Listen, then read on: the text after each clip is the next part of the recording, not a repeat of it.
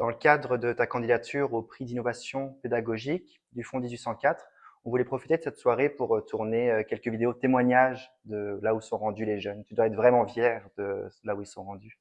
Oui, effectivement, je suis très fière. 33 ans d'enseignement à l'école Jeanne-Mance, plus 15 ans de robotique, ben pas plus, avec 15 ans de robotique. Quand on a présenté ce projet-là de robotique, Robotique First Québec a présenté à plusieurs enseignants de la commission scolaire. Je trouvais que ça allait rejoindre vraiment certains élèves.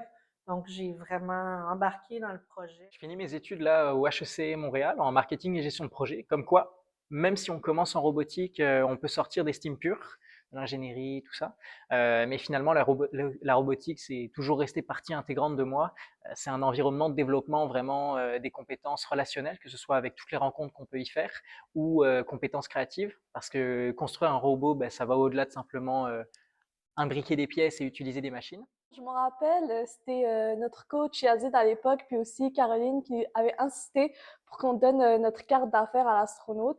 Puis quelques mois plus tard, suite à son retour sur Terre, on a eu notre certificat d'authentification en fait. On avait notre carte d'affaires, ben, une photo de notre carte d'affaires dans l'espace.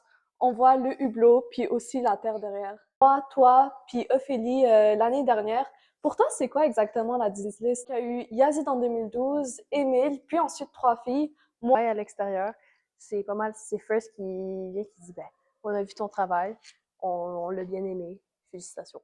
C'est quand même fou ce que la robotique nous amène à faire, puis c'est quand même fou aussi ce que la robotique m'amène à faire. Qui se serait attendu que la personne dyslexique de l'équipe finisse par s'occuper du marketing, s'occuper des documents pour l'équipe, puis encore plus récemment finir secrétaire du CA d'Éducatech. Depuis que j'étais jeune, je faisais déjà de la robotique, mais avec les dragons, je trouvais que c'était très inclusif et c'était un endroit où je pouvais réfléchir, créer, travailler en équipe de manière différente comparé au sport. Une de mes plus grandes fiertés en robotique, c'était aussi de fonder une OBNL avec Yann et Islam en 2023, EducageTech.